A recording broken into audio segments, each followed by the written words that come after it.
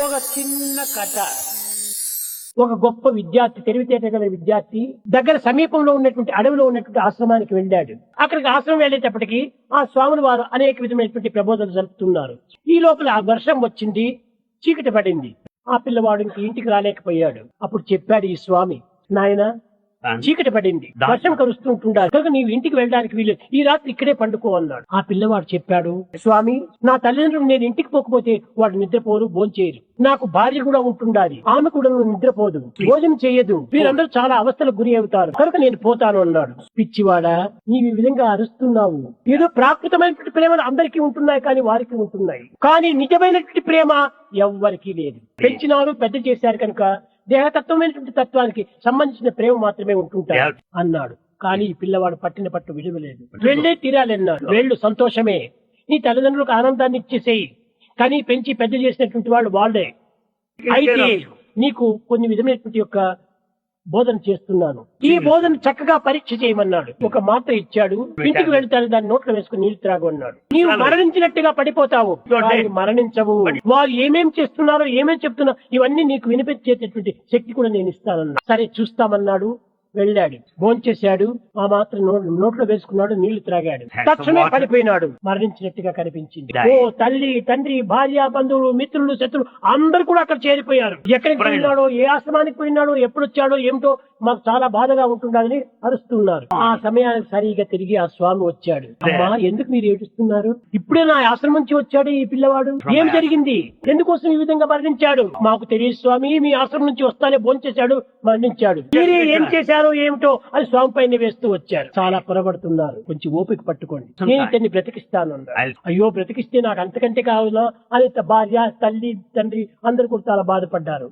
అక్కడ పోయిన తక్షణమే ఒక మాట చెప్పాడు, ఇదిగో ఈ టంబ్లర్ నీళ్లు తీసుకోండి, ఈ జలం ఎవరు త్రాగుదరో వారు మరణిస్తారు, ఈ పిల్లవాడు బ్రతుకుతాడు అన్నాడు. తండ్రి దగ్గరికి తీసుకెళ్లాడు. రాజా, నీకు భవిష్యత్తులో రాజు కావాలనుకున్నప్పుడు నీ కొడుకు కావాలి, ఇదిగో నీవు త్రాగి నీవు ప్రాణం ఇచ్చు, నీ కుమారుడు బ్రతుకుతాడు అన్నాడు. అప్పుడు తండ్రి చెప్పాడు, స్వామీజీ నాకు ఇంకా పిల్లలంతా ఉంటున్నారు, వీళ్ళందరినీ ఎవరు చూసుకుంటారు, ఇంత పెద్ద రాజ్యాన్ని ఎవరు పాలిస్తారు, దీన్ని ఎవరు అర్థం చేసుకుంటారు, వీడు ఇంకా చిన్నవాడు కదా, నేను చావడానికి వీలు లేదు అన్నాడు.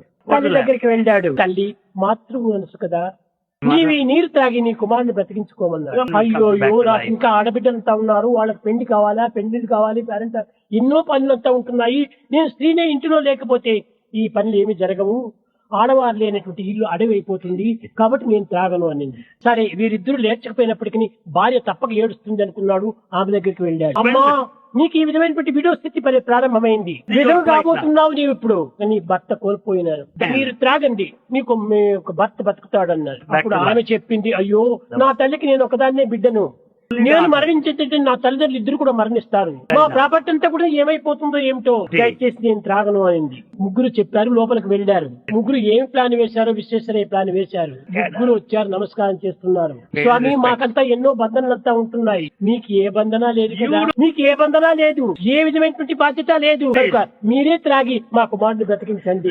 ఇంతే కాదు, పక్క తల్లి చెప్తుంటుండాలి, స్వామి మీ సమాధి అంతా కూడా మార్బుల్ స్టోన్ తో కట్టిస్తాము, మార్బుల్ విగ్రహమే పెట్టిస్తాము. ఈ విధంగా వాళ్ళ భవిష్యత్తుకు ఎంత ఆశలు పెట్టాలో అన్ని ఆశలుగా చూపిస్తున్నారు. తక్షణమే ఆ గురువు పిల్లవాడిని లేమన్నారు. లేచాడు, అన్ని విన్నాడు. వీళ్ళు చెప్తున్నటువంటివంతా కూడా స్వామి చెప్పింది పరమ సత్యము. లోకమంతా మాతా నాస్తి, పితా నాస్తి, నాస్తి బంధు సహోదర, అర్థం నాస్తి, గృహం నాస్తి, తస్మా జాగ్రత్త జాగ్రత్త.